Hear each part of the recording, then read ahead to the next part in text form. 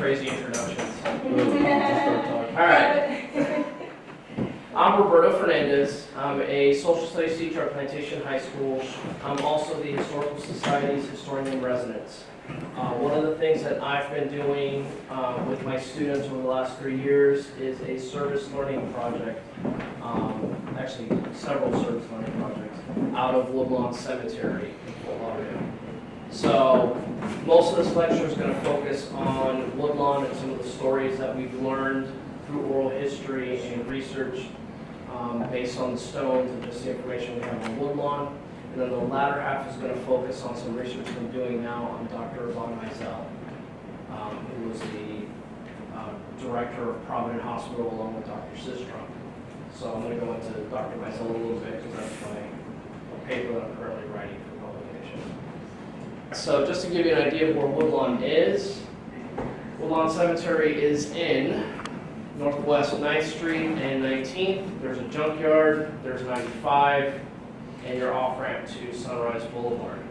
All right. Woodlawn is located in what was traditionally the northwest quadrant of Fort Lauderdale.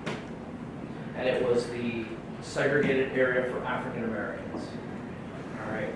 The cemetery, I will show you later, but in reality, this is 1, 2, 3, and then up until here, which is the dividing line between northbound and southbound I-95.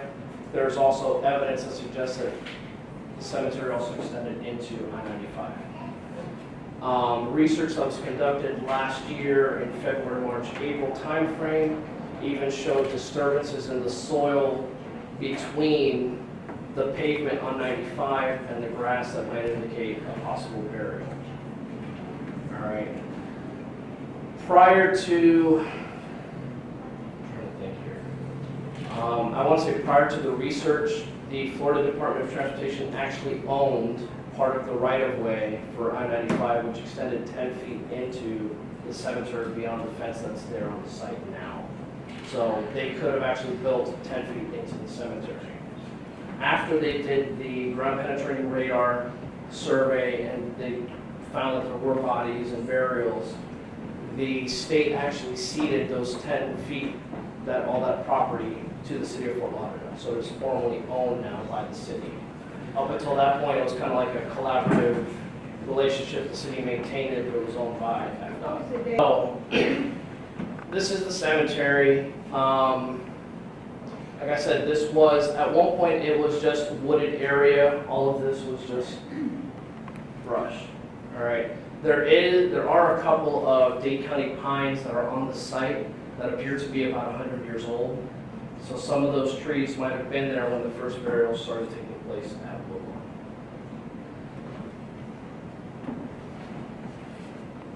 All right, so here are some aerial shots. I took this picture from FDOT's report on Woodlawn Cemetery. But these are different images of Woodlawn from the sky. So it's actually looking from, you're at the west looking east. So this is 1947, and then this is up until 1993. And it was interesting when I was looking at it initially that there were kind of like weird pathways through the cemetery. I heard kids tell the story that they used to use it as a cutoff spot to go to school. So I'm like, well, that doesn't quite jive, but okay.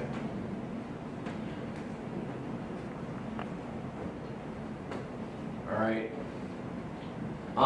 This is actually a plat from the county plat book.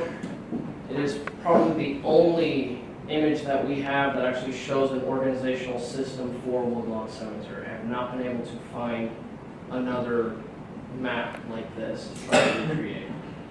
Something that's interesting is there are families that still reside in Fort Lauderdale that still have copies of the papers that when they purchased their plots. And I'm trying to see if some of those families will let me borrow them to see if maybe there might be information on, yeah, my uncle was buried here and it was called plot, whatever. And then we can kind of try to figure it out from there. One of my colleagues at work is a Hankerson, and there are many Hankersons that are buried at Woodlawn, and her grandmother still has records from when they purchased, so I'm trying to see if they'll let me borrow those because of the relationship that we have with the school. Up until this time, there was no record of who was buried where in this cemetery? Correct. As far as I know, I have not seen it. I've been told that there were records at one point, but the cemetery was maintained prior to the city and prior to the homeowners association by the Christian Pallbearer Society. And it was basically kind of like an insurance where you kind of pay a little bit every month, or I'd say it's more like a mutual aid society. Have any of you guys been to Tampa? No. There were mutual aid societies that were formed in Tampa. I'm mentioning this because it seems similar to what happened down here. And these societies basically were started to help people of the same kind of community work together and provide each other mutual support. So there were, in Tampa, you have a mutual aid society that helped Cubans, you have one that helped other immigrant groups as well.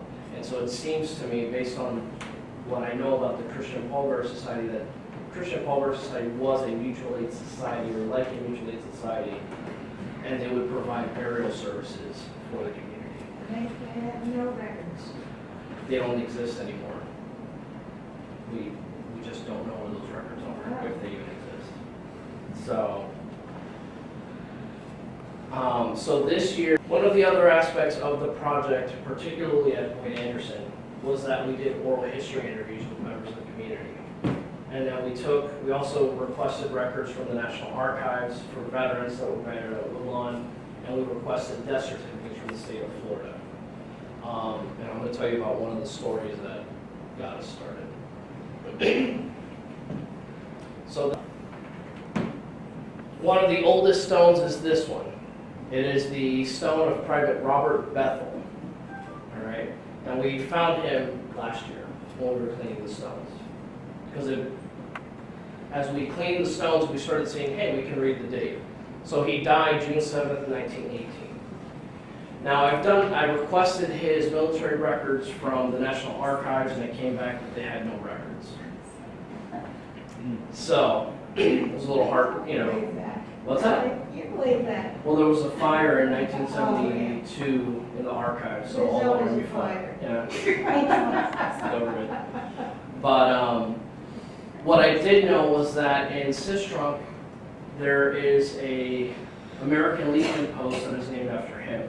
And that post was named in the 1940s.